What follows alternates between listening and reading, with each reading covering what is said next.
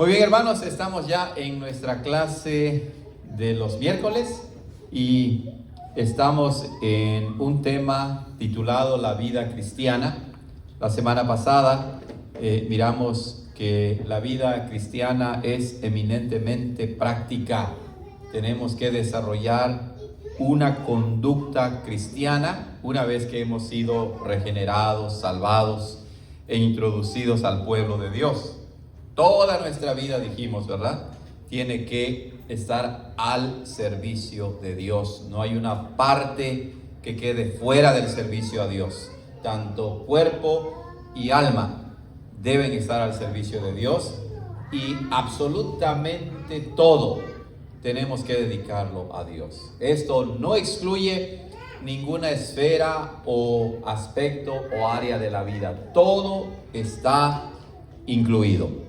El trabajo, la escuela, vacaciones, o como el apóstol Pablo dice, ya sean que coman o beban. O sea, cosas cotidianas y pequeñitas. No hay nada en la vida del creyente que deba estar fuera de su servicio a Dios. Dios conoce nuestra mente, nuestros pensamientos. Entonces, incluso la vida interior tenemos que regularla conforme a la palabra de Dios, porque Él mira todo. No solamente mira lo externo, sino también lo interno. Y hoy nos vamos a enfocar en la norma de la vida cristiana, es decir, cómo debemos vivir y dónde encontramos las reglas, la norma, la base para nuestra vida cristiana. Esto, aunque para nosotros tal vez suene o se dé por entendido más bien que sabemos que es la Biblia, la palabra de Dios, pero no es así en muchísimas iglesias, ¿verdad? La gente piensa que pueden vivir según sus imaginaciones, según sus ideas, según sus emociones, según sus sentimientos, y la palabra de Dios queda relegada. La norma de la vida cristiana. El Catecismo Menor de Westminster dice así: ¿cómo podemos saber qué tipo de vida glorifica a Dios? La misma Biblia que nos dice qué creer, también nos dice cómo vivir, ¿ok? Entonces en la Biblia encontramos lo que debemos creer y cómo debemos vivir. Y el Catecismo dice: la palabra de Dios contenida en las Escrituras del Antiguo y del Nuevo Testamento es la única regla que nos indica cómo glorificarle y gozar de Él. Ahí está. Entonces, la palabra de Dios contenida en Antiguo y Nuevo Testamento. Nosotros como iglesia cristiana, iglesia reformada, creemos que tanto Antiguo como Nuevo Testamento son la palabra de Dios, y ambos son válidos y están vigentes para que el cristiano regule su vida. Claro, el Antiguo Testamento apuntando a Cristo y cumpliéndose en Cristo, y el Nuevo Testamento pues mirando hacia atrás a la obra de Cristo. Pero ambos testamentos, ¿verdad?, nos ha dado Dios. Es la única regla que nos indica cómo glorificarle y gozar de Él. Vamos a ir desglosando esto poco a poco. El Señor Jesucristo es nuestro ejemplo de obediencia a la palabra de Dios. Recuerden, el Señor Jesucristo es Dios, y hay muchas cosas que no podemos imitar de Él. La obra de salvación es algo que le compete solo a Él, y nadie puede imitar su obra de salvación. Su obra de mediación, su obra de intercesión es algo que nosotros no podemos imitar. Pero en su humanidad, como judío que vivía y obedecía la ley de Dios, Él es nuestro ejemplo perfecto. En eso sí podemos seguirle. En eso sí se constituye nuestro ejemplo, nuestro patrón. Y es que Él nunca desobedeció, sino siempre obedeció la palabra de Dios. Si ustedes recuerdan en nuestros sermones los domingos, el Señor Jesús en su diálogo, en sus debates, en sus pláticas con los escribas y los fariseos, él siempre apelaba ¿a dónde? Al Antiguo Testamento. Si ustedes leen los evangelios con cuidado, se van a dar cuenta que una y otra vez dicen para que se cumplan las escrituras, para que se cumpla todo de lo que Cristo dijeron. Entonces, Jesucristo amó perfectamente al Padre y obedeció perfectamente los mandatos de su Padre. Si amamos a nuestro Señor, también nosotros cumpliremos sus mandamientos. De hecho, esa es la prueba fundamental que Jesús da para aquellos que dicen amarlo. Él dice en San Juan 17, me parece: si me aman, guarden mis mandamientos. Entonces, una parte concreta de la Biblia resume, hermanos, la norma de nuestro Señor para la vida cristiana. Toda la Biblia, toda la palabra de Dios es nuestra norma, pero los 10 mandamientos son el resumen de cómo debemos vivir para Dios. ¿Ok? Se le ha llamado los 10 mandamientos o la ley moral. Y los 10 mandamientos se encuentran en Éxodo 20, del 1 al 17, pero también se encuentran, ¿dónde? ¿Lo recuerdan? Deuteronomio 5. En Deuteronomio 5, así es. Ahí se encuentran también, completos, porque a través de toda la Biblia encontramos los mandamientos. Con tu Biblia abierta en ese pasaje, hermanos, veremos lo que está prohibido y lo que se requiere en estos mandamientos. Vamos a Éxodo 20. Éxodo 20, del 1 al 17. Ahí lo tienen. Y ya lo vamos a ir mirando poco a poco. ¿Ok? Bueno, ¿por qué es importante estudiar la ley de Dios? Muy importante y fundamental por lo siguiente. En primer lugar, cuando Dios da su ley, los 10 mandamientos, hay una introducción. La introducción es lo que viene antes de los 10 mandamientos propiamente. Observe que el Señor no dice que si el pueblo de Israel guarda este mandamiento o estos mandamientos, los salvará de la esclavitud. Por el contrario, declara que ya los ha salvado. Por tanto, así es como debe vivir ahora su pueblo redimido. Entonces, los 10 mandamientos son dados a un pueblo ya salvado para que vivan de una manera específica como Dios quiere. La idea de estos versículos introductorios es paralela a la de Efesios 2 del 8 al 10. ¿Recuerdan? ¿Qué es lo que estamos comparando? Que los 10 mandamientos tienen una introducción que nos recuerdan que Dios ya salvó a su pueblo y ahora deben vivir de esta manera. Efesios 2 del 8 al 10, como dice: porque por gracia sois salvos por medio de la fe, y esto no es de ustedes, es una obra de Dios, no por obras, para que nadie se gloríe. Ahí está la introducción, por así decirlo, en la parte que nos recuerda que ya hemos sido salvados. Y después, ¿qué dice en Efesios 2:10? Porque somos hechura de Dios. ¿Qué más dice? Creados en Cristo Jesús para buenas obras, las cuales Dios preparó de antemano para que anduviésemos en ellas. Pero ya que hemos sido creados, salvados por gracia, ahora en ese estado de salvación, tenemos que vivir como Dios manda, según las obras que Él manda. Las buenas obras no pueden salvar, pero los que se salvan deben hacer y harán buenas obras en obediencia a los mandamientos de Dios. Somos salvos para servir a Dios y a los demás. Entonces, las obras no te salvan, pero las obras son indispensables en la vida del cristiano, al grado que Jesús dice: por sus frutos los conoceréis. Recuerdan que también Santiago, el autor de la epístola, dice que la fe sin obras está muerta. La fe, decíamos en la clase pasada, no es un fin en sí misma, ¿recuerdan?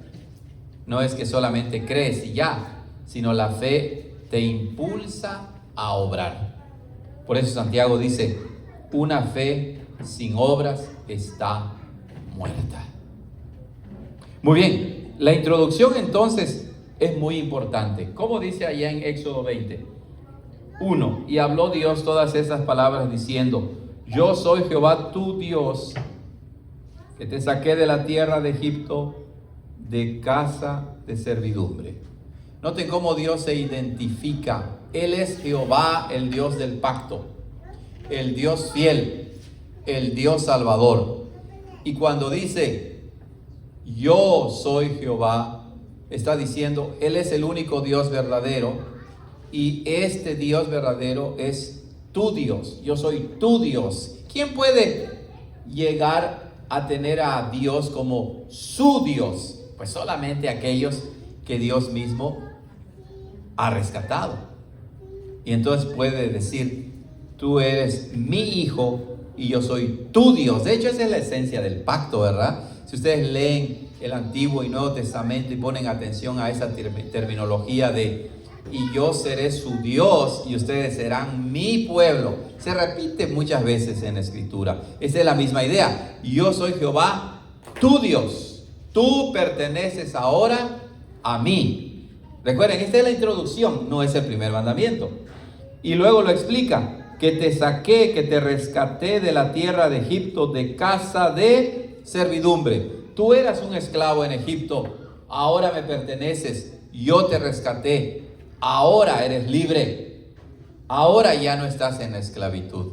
Y claro, estas palabras que se aplican literalmente y físicamente al pueblo de Israel, al mismo tiempo tienen un sentido espiritual, porque de la misma manera el mismo Dios de Israel es nuestro Dios. De manera que podemos decir que la salvación que Dios da a Israel de Egipto es el tipo o figura de la salvación que Él da a su pueblo por medio de Cristo. Entonces, ¿cómo Dios, Jehová Dios, llega a ser nuestro Dios ahora? Pues por medio de su Hijo Jesucristo, que nos rescató de nuestro Egipto espiritual, es decir, de la esclavitud espiritual, de estar muertos en nuestros delitos y pecados, de ser esclavos del pecado.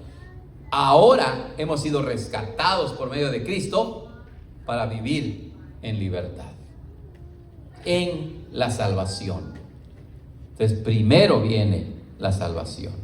Eso es otra vez crucial, hermanos, fundamental, porque si no lo entendemos así, la gran mayoría de cristianos en las iglesias realmente piensan que por medio de su vida, de su conducta, de sus buenas obras, están ganando la salvación. Y no es así. La salvación que Cristo da es de valor infinito, y por lo tanto ningún ser humano puede ganarse esa salvación. ¿Ok? ¿Alguna pregunta? Porque eso es importante antes de entrar a los mandamientos. ¿Alguna pregunta acerca de la introducción a la ley? También se le conoce como el prólogo o el prefacio. La introducción es lo mismo a la ley. Como también antes de sacarlos de Egipto, tuvieron que hacer el sacrificio a los borreguitos, ¿no? Y es lo mismo que se ha visto, primero se sacrificó. Correcto, encontramos, bueno, como dijimos, ¿verdad? Las leyes que Dios dio al pueblo de Israel para los sacrificios, todos son tipos o figuras, ¿verdad?, de lo que Cristo iba a hacer. Y en efecto, cuando uno analiza los eventos antes de la liberación, nos damos cuenta que Dios les manda a comer un cordero por familia, y luego la sangre que pone en los dinteles de las puertas, todo ello apuntaba a la obra de Cristo. Entonces, es la sangre en los dinteles de las puertas que el ángel, el exterminador, vio y los pasó por alto.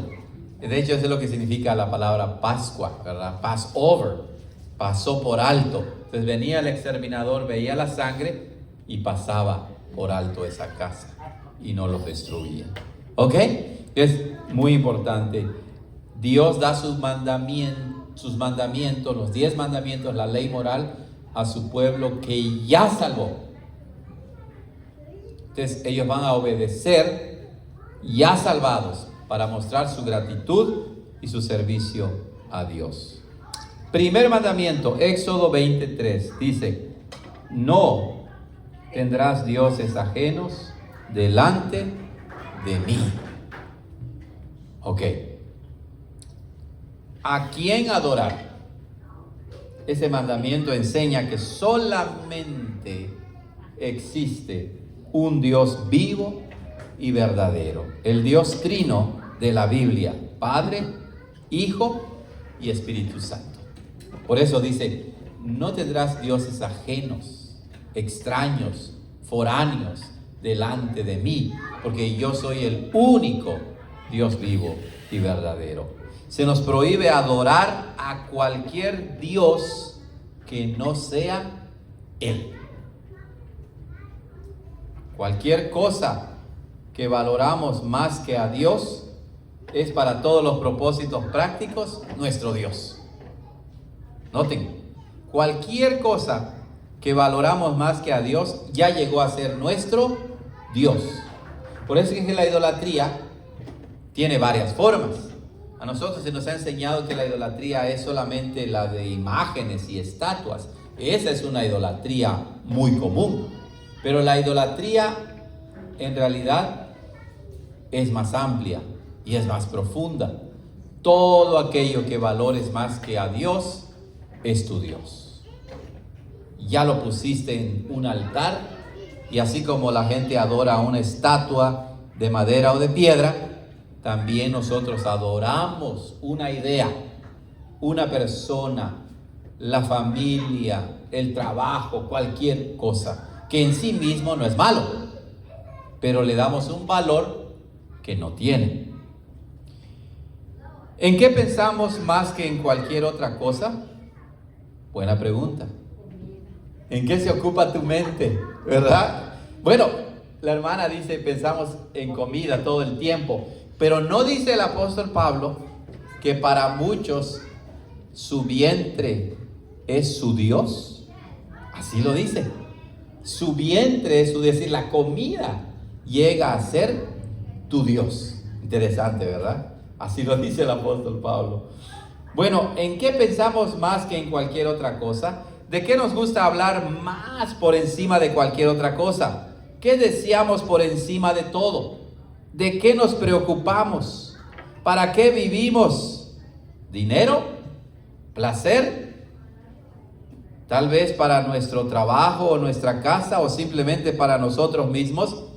Es interesante esto, ¿verdad? Yo conocí a un señor y nos visitó algunas veces en la iglesia, y este señor, a él le gusta el fútbol. ¿Lo recuerdan? Le gusta el fútbol.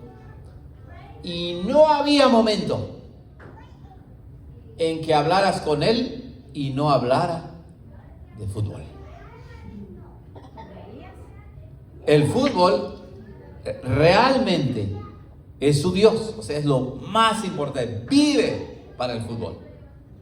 Quiere que sus nietos jueguen fútbol. Quieren que todos los jóvenes jueguen fútbol. Quieren que toda la humanidad, en un sentido, esté dedicada al fútbol. ¿Quién es su Dios? El deporte. El deporte se puede volver tu Dios. Otra vez regresando a la comida. Si cualquier momento en que hablas con alguien, habla de tacos, de tamales, de esto y lo demás, y que por acá, y le cambias el tema y al ratito ya le dio la vuelta y otra vez y otra vez y otra. Bueno, tú dices, algo ya está aquí medio mal, ¿verdad? Porque eso es lo que realmente está ¿dónde? En su mente y en su corazón. Bueno, alguien que no deja de hablar de dinero, ¿verdad? Alguien que no puede dejar de trabajar, ni siquiera un día puede descansar. Bueno, para todos los propósitos prácticos, para esa persona, ¿quién es su Dios? El trabajo. Por eso Jesús dice que de lo que hay en el corazón, habla la boca.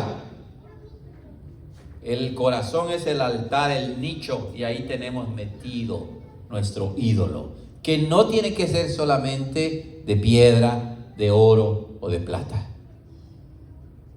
¿Cierto o no? Ahí está, ¿verdad? Por eso el primer mandamiento es tan importante. Habla en contra de la idolatría. Entonces, ¿se dan cuenta? La idolatría es todo aquello que elevamos al nivel de Dios o por encima de Dios y ponemos nuestra confianza en ello. Eso es idolatría. Si hablamos de algo y no podemos dejar de hablar de ese algo, no estamos adorando verdaderamente, únicamente a Dios. Nos dividimos. Sí adoramos a Dios, pero tenemos otro Dios ya construido junto al verdadero Dios. La idolatría física, la idolatría de imágenes retrata muy bien eso, porque ellos dicen, no, sí creo en Dios, pero se arrodillan delante de su imagen, delante de su santo, delante de su estatua. Entonces, la idolatría no necesariamente significa que ponemos a algo o a alguien por encima de Dios. Eso es idolatría. Sino también significa que lo ponemos al mismo ¿qué? Nivel de Dios. Y así entonces, en realidad nos volvemos politeístas, ¿verdad? Estamos adorando a más de un Dios. Bueno, Dios exige el primer lugar en nuestros pensamientos, en nuestro amor y en todo lo que hacemos. Él quiere todo de nosotros, no solo una parte de nosotros. Quiere que digamos de todo corazón, como dijo Pablo en Filipenses 1:21, porque para mí el vivir es Cristo. Eso no quiere decir que en todo momento vamos a estar repitiendo versículos bíblicos. No. Recuerden, la Biblia nos enseña por medio de mandamientos explícitos, pero también por medio de principios, es decir, de ideas generales. Y cuando la Biblia está en nuestra mente, en nuestro corazón, cuando la leemos y dejamos que ella nos gobierne, todo lo que digamos será guiado por la palabra de Dios. Y entonces puedes hablar de todo en realidad. Del deporte, de la comida, del trabajo, del dinero, pero desde la óptica de Dios, desde la autoridad de la palabra, que no te va a permitir que eleves una cosa o una persona al nivel de Dios o por encima de Dios, ¿verdad? No tendrás dioses ajenos delante de mí. Esa expresión delante de mí significa algo interesante. Significa que cuando adoras a un ídolo, a un Dios falso, estás ofendiendo a Dios, por así decirlo, en su misma cara, en su misma presencia, en su mismo rostro. Es como un insulto a Dios, porque Él es omnipresente, está presente en todo lugar y Él sabe cuando hay un ídolo o ídolos en tu vida. Increíble. Donde vayas, a Él no lo vas a poder engañar. Ese es el primer mandamiento. ¿Preguntas sobre el primer mandamiento? Trata con la idolatría. Recuerden, la idolatría es elevar algo o a alguien al nivel de Dios o por encima de Dios y poner nuestra confianza en ello. Eso es la idolatría. ¿Será que es más, o que se considera más idolatría lo de las estatuas? Estatuas. Que es más visible. Es más visible, claro, claro. La idolatría física de imágenes, ídolos, es lo que se nos ha metido más a la cabeza y pensamos que eso sí es idolatría. Pero ser esclavo del trabajo y del dinero, eso no es tan malo. No, bíblicamente hablando, eso es también idolatría. Pastor, como cuando dice uno, yo así soy, así me enseñaron, me pongo yo al nivel de Dios. Correcto, lo que estás diciendo es, alguien que dice, así me enseñó mi mamá y mi papá y así me voy a morir, lo que está diciendo es, no me importa lo que Dios diga, me importa más lo que diga mi abuelita, o lo que diga mi mamá, o lo que diga mi papá, o lo que diga yo. ¿A quién ya pusiste al nivel de Dios o por encima de Dios? A una persona. ¿Se dan cuenta? Interesante, ¿verdad? Interesante. Claro que la gente que no es cristiana habla así, y es entendible en un sentido, porque pues no conocen y son rebeldes. Lo terrible de esto es cuando en las iglesias cristianas la gente, si no lo dice así, vive de esa manera, que equivale a lo mismo. Y cuando hay algo en la iglesia, algún problema o algo que se tenga que clarificar, cuando algo se tiene que clarificar, ¿qué sucede? Que la gente no quiere acudir a la palabra de Dios, ¿no? Y entonces dicen cosas como estas: Dios me reveló, Dios me habló, o yo lo siento aquí en mi corazón. Bueno, eso revela que no quieren saber lo que Dios sí dice en su palabra. Y entonces, con base en esta idea, la pregunta es, ¿hay idolatría en las iglesias cristianas? Abunda. Abunda, especialmente en esas iglesias donde se hace mucho énfasis en las alabanzas, en los sentimientos, y el pastor, incluso los pastores lo hacen cuando de repente llegan al púlpito y dicen, ay, estudié para mi prédica, pero ahorita Dios me está revelando otra cosa, ¿verdad? Ahora tengo un nuevo mensaje que Dios me dio, y lo que dice la Biblia no es importante. Voy a hablar de lo que Dios me dijo en mi sueño. Terrible, terrible. Pastor, cuando la mente, cuando el Dios le dice al Señor Jesús, te daré tal cosa si te Sí. mencionares. La misma cosa cuando hace uno en el Evangelio de la Prosperidad, porque le dicen tal y tal cosa a Dios, si te me postras, no se le postra al pastor. Así es, hermana. Sí, es lo que decíamos en la escuela dominical, que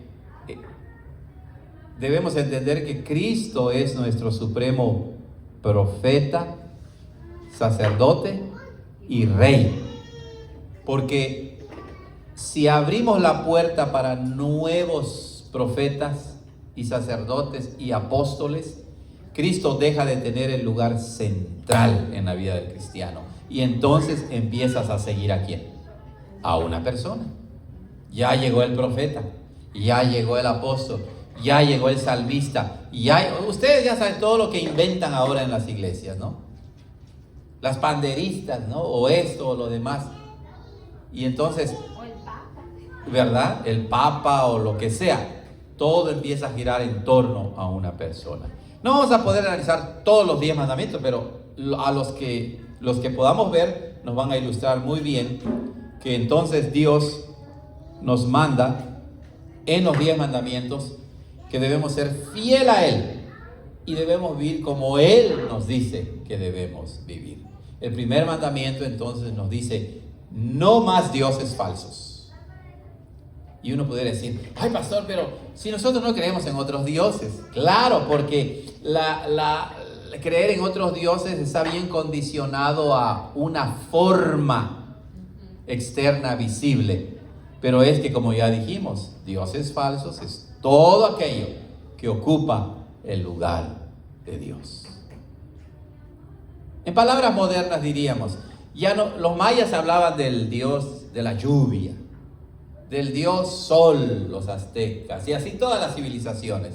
El dios río, como los egipcios, ¿no? El dios Ra, el dios sol, el dios luna, el dios... Todo lo que hay en la creación se convierte en Dios para mucha gente. Dioses falsos. Pero en términos modernos, ¿cuáles son los dioses? La ciencia, televisión, medios sociales. Ándale.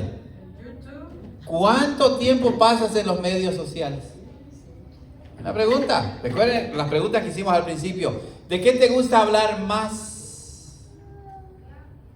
¿Cuántas horas pasas en la televisión, en el teléfono, en la computadora? Allí hay algo detrás, ¿verdad? Que muestra que tu corazón está atrapado por ese tema, por esa materia, por ese programa, que no puedes dejar. Bueno, como saben, los que tienen hijos y luego en la familia se arman los pleitos cuando le pides a la muchacha o al muchacho el celular, pídele el celular. Que te lo dé para que no lo use más. Los ojos se le hacen pero así grandotes y el pelo hasta se le para. ¿Por qué me vas a quitar el celular? ¿Cierto o no? Te miran, te dan unas miradas que cuidado. Así es. Y es bueno que como padres les digamos no y dámelo para que aprendan a no idolizar un teléfono. Así es. Bueno, pero vamos a continuar, si no, no vamos a llegar ni al segundo mandamiento.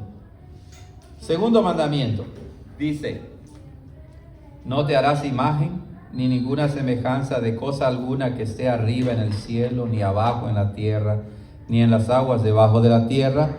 No te inclinarás a ellas ni las servirás, porque yo soy Jehová tu Dios, fuerte, celoso, que visito la iniquidad de los padres sobre los hijos, sobre la tercera y sobre la cuarta generación de los que me aborrecen, y que hago misericordia a millares, a los que me aman y guardan mis mandamientos. Un mandamiento largo, ¿verdad? El segundo mandamiento. El primer mandamiento nos dice a quién adorar. Y el segundo mandamiento nos dice cómo adorar al verdadero Dios. ¿Aquí se refiere exactamente a imágenes? No, otra vez, se refiere a imágenes, pero más que a imágenes. Más que a imágenes. El mandamiento explícitamente nos habla de hacer imagen, correcto. No te harás imagen ni ninguna semejanza. Sí, hermana, ya te entendí la pregunta. Habla de hacer imágenes, ¿verdad? Pero una regla para interpretar los mandamientos es que el mandamiento no solamente es físico, por así decirlo, sino también espiritual. No solamente va en contra de adorar imágenes físicas, sino también imágenes mentales o espirituales o internas. Porque también nos postramos ante esas cosas, no de manera física, pero sí en el corazón. Pero buena pregunta. Vamos a ver qué nos dice nuestra guía. Ese mandamiento nos dice cómo debemos adorar a Dios. Debemos adorar a Dios usando únicamente aquellos aspectos específicos de la adoración ordenados en su palabra. Eso es muy importante. ¿Cómo debemos adorar a Dios? Hagan esa pregunta en una iglesia y entonces todos empiezan a dar su opinión. Y nadie dice, oye, ¿y qué dice la Biblia? Por eso es que van a iglesias donde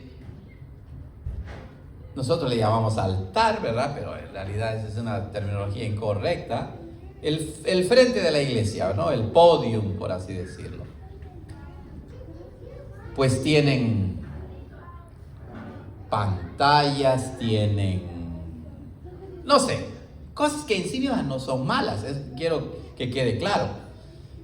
Pero la gente empieza a poner cosas porque les gusta o porque lo ve, peor lo ven de dónde, de allá afuera, de los conciertos, ¿verdad? Y dicen, mira, si ponemos esto en la iglesia y adoramos a Dios así, pues va a estar mejor. Pero hermanos, ¿de dónde debemos tomar los principios para adorar a Dios? De la Biblia misma, de su palabra. No debemos adorar a Dios a través de cosas hechas por manos de hombres, incluyendo, primeramente, imágenes, ¿verdad? Crucifijos, altares o cualquier otra forma no ordenada en las Escrituras. Ese mandamiento también prohíbe, ahí vamos, imaginaciones. ¿Ok? Perdón, me moví aquí. Prohíbe imaginaciones y conceptos no bíblicos de Dios. Cualquier semejanza de Dios hecha con nuestras manos o con nuestras mentes será una representación falsa y ofensiva para Dios.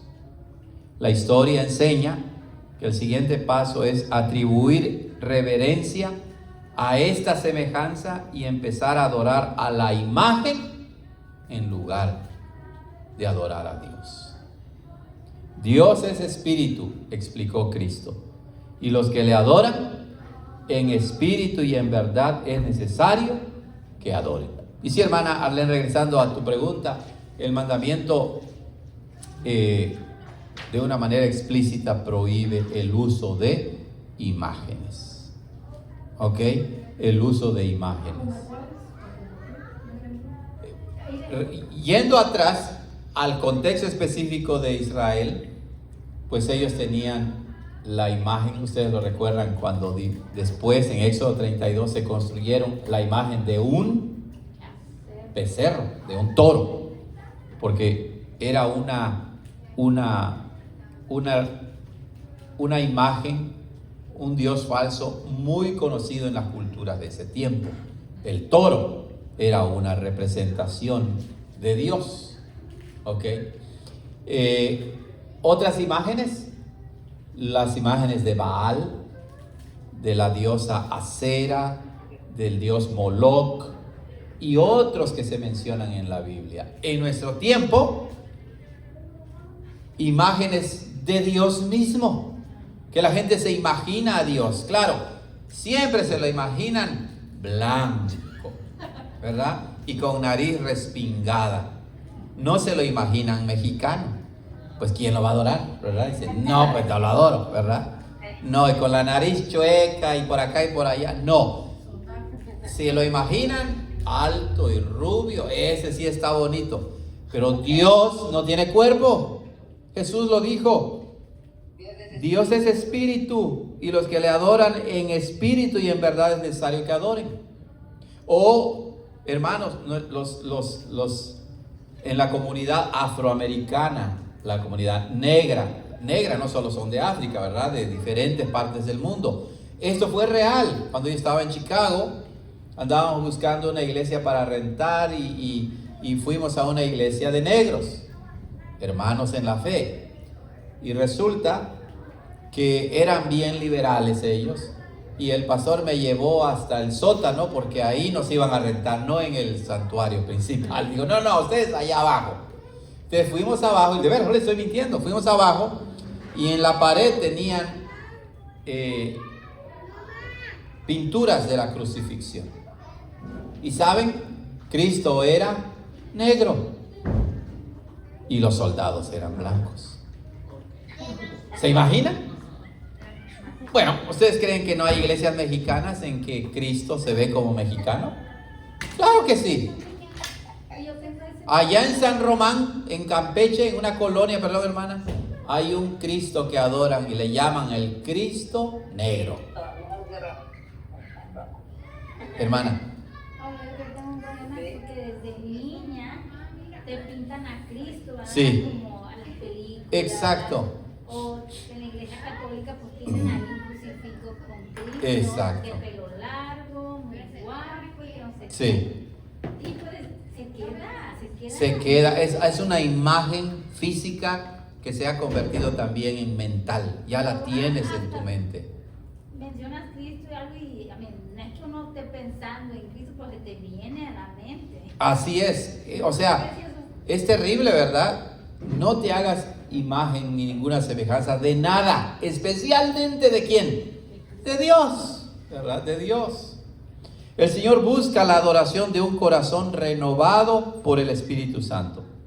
Quiere que le adoremos a través del único mediador que es la verdad misma, Jesucristo. Debemos evitar otros mediadores. Cuidado con el énfasis en el altar, ¿verdad? Cuidado con el ritual y la forma externa. ¿Han ido a iglesias ustedes donde cada domingo o cada culto que tengan entre semana hay un llamado al altar? Al altar, al altar. Y los que pasan, ¿quiénes son? Lo mismo, ¿verdad? Y entonces eso se empieza a volver ¿qué? Una forma falsa de adorar a Dios. O el ritual, ¿no? En las iglesias cristianas, porque también hay en las iglesias cristianas, en las iglesias romanas, en las iglesias orientales, griegas, etcétera, anglicanas, luteranas, ¿no? Donde tienen cosas, ¿verdad? Que han diseñado y entonces la gente ve esas cosas como santas. Un ejemplo burdo es la bocina que tenemos aquí. Alguien pudiera decir, ay, esta bocina es santa, ¿verdad? Porque se está usando para el servicio. No, la bocina no tiene nada, ¿verdad? ¿Verdad? No tiene nada que ver. El micrófono mismo. Entonces, si no hay bocina, si no hay micrófono, ¿no hay adoración a Dios? No, claro que no. ¿Se dan cuenta? Por eso hay que tener cuidado, hay que tener cuidado. El mismo templo se puede volver un ídolo, ¿cierto o no? El mismo templo, no ha sido así a los judíos, templo de Jehová, templo de Jehová, templo de Jehová es este. ¿Se acuerdan? Los discípulos una vez le dijeron a Jesús cuando salía del templo, le dijeron, mira estos edificios, qué hermosos. ¿Y qué fue lo que dijo Jesús? De cierto les digo que no va a quedar piedra sobre piedra, todo será destruido. Entonces, hermanos, debemos evitar otros mediadores. Cuidado con el énfasis en el altar, el ritual y la forma externa. Con el tiempo se convierten en sustitutos de la verdadera adoración del corazón. Conocer a Dios y ofrecerle una adoración aceptable a través de su Hijo debe estar de acuerdo con los principios bíblicos, no de acuerdo con el gusto de la gente. En nuestras iglesias reformadas, ¿qué ocupa el lugar central? Ustedes lo están viendo. ¿Qué ocupa el lugar central? El púlpito, porque el púlpito representa, en sí mismo es madera, pero representa la centralidad ¿de qué? De la palabra de Dios. Porque ahí encontramos la norma, la regla para nuestra vida. ¿Ok? Entonces, lo central es la palabra de Dios. Y la palabra de Dios nos habla de Dios, nos habla de cómo adorarle, de cómo vivir, nos habla de todo para la vida cristiana. Entonces, los 10 mandamientos son la regla, la ley moral, donde se encuentra resumido lo que Dios quiere que nosotros hagamos para vivir la vida cristiana. Por ejemplo, el tercer mandamiento, ¿verdad? Dice, no tomarás el nombre de Jehová tu Dios en vano. Y así podemos explicar ese mandamiento, ¿verdad? La reverencia que debe haber ante Dios. Si no debes tomar el nombre de Dios en vano, debes hacerlo entonces con toda reverencia, con todo respeto. Ya se acabó el tiempo, ¿verdad? Hay que hacerlo con todo respeto. Pero cuando entramos a una iglesia y todos están brincando y llorando y cayéndose, no el mismo apóstol Pablo dice, oye, los otros que entran piensan que están ¿qué? Locos, así lo dice la palabra. Entonces, ¿por qué nosotros somos reverentes y adoramos a Dios de manera ordenada? Pues el tercer mandamiento es un buen principio. No tomarás el nombre de Jehová tu Dios en vano, porque Jehová no dará por inocente al que tomare su nombre en vano. Pastor, es ahí donde a veces no entender uno que la ley ceremonial no importa, lo que importa la ley moral. Y entonces cuando vas a la iglesia, por ejemplo, yo digo personalmente, a mí me decían, usted es muy fría para adorar, usted es muy fría, Sí. usted es muy fría y yo no entendía bien que pues, ahora entiendo que no son ceremonias, no es importante. Así es, no es lo externo, no es lo físico, no es lo visible. Claro que hay un gozo y una alegría que debemos expresar, ¿verdad? Porque la iglesia reformada también es culpable de una adoración muy fría. Es ya doctrina muerta, aburrida, y no debe ser así. No. El gozo de saber que Cristo es nuestro Señor, de que tenemos la salvación asegurada por su obra perfecta, de saber que nada ni nadie nos podrá separar del amor de Dios que es en Cristo Jesús, Señor nuestro. Eso debe producir que gozo y alegría en nuestro corazón. La trampa es que la adoración en muchas iglesias, la alabanza, la adoración a Dios, la han reducido solo al domingo, ¿verdad? Y la verdadera adoración para ellos es meramente lo externo, el grito, el júbilo. Eso es parte de la adoración. Pero cuando estás en la iglesia hay un orden, debe haber reverencia, verdadero gozo, genuino. Pero la verdadera adoración es toda tu vida. Cuando sales de la iglesia también debes adorar, alabar a Dios en la forma en que vives, en que hablas. Por eso es que la gente que no entiende eso, obviamente están esperando el domingo para que digan, ahora sí vamos a alabar a Dios. Y ahí se explayan, ¿no? Y gritan y brincan y salen afuera, y la mayoría, tristemente, sigue viviendo como paganos. Y se acabó la adoración.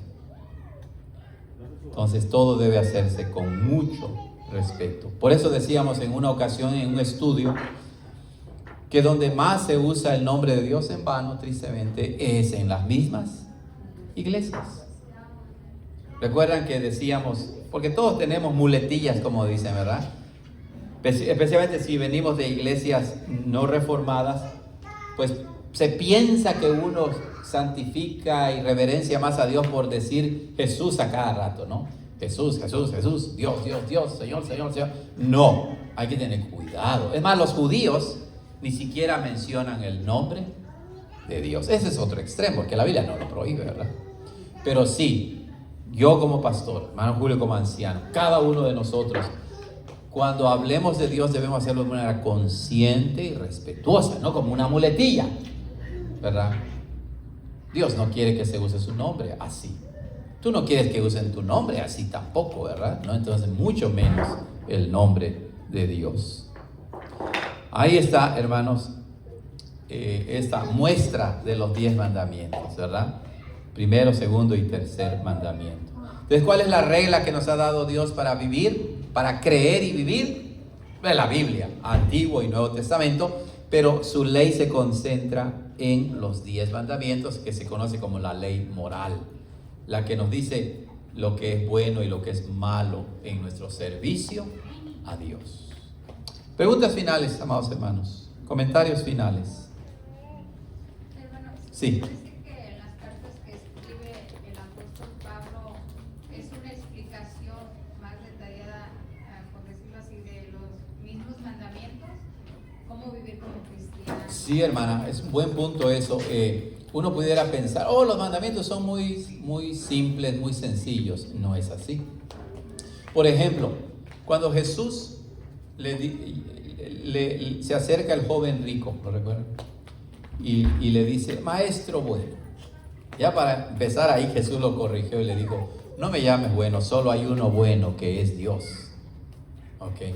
Y luego le dice, maestro bueno, ¿qué debo hacer para heredar la vida eterna? Entonces Jesús le dice, bueno, los mandamientos conoces. No robarás, no matarás, etc. Y el joven dice, todo esto lo he practicado desde mi juventud. Y dice que Jesús lo vio y lo amó y le dijo, bueno, te falta una cosa. Ve y vende todo lo que tienes y repártelo a los pobres. Entonces, ¿qué hizo el joven? Se entristeció.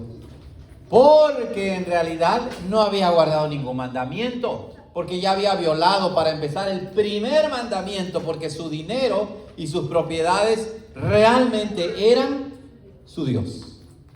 Y ese ejemplo, hermana, esa historia real, ¿verdad?, que Jesús nos enseña ahí, ilustra, explica de una manera hermosa y práctica el primer mandamiento y la importancia de la ley.